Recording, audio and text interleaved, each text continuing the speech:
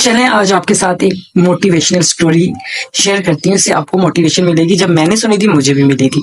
Eagle और कौवे की कहानी सुनाती हूँ। छोटी सी कहानी है।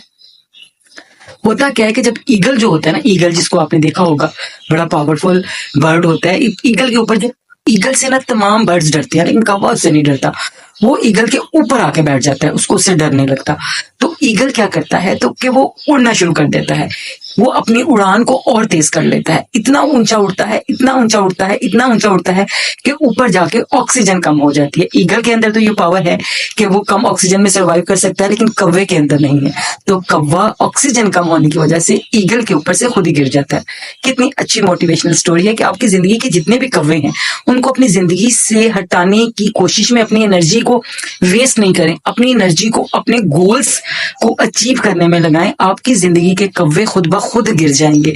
उसको गिराने के लिए ना आपको एनर्जी चाहिए और ना ही आपको वक्त चाहिए। अपने वक्त को अवेल करें, अपने गोल को देखें और उसको, और मुझे कमेंट करके जरूर बताइएगा कि आपकी जिंदगी में कितने कौवे हैं और कितने कौवों को आप गिरा चुके हैं और कितने कौवों को गिराना है।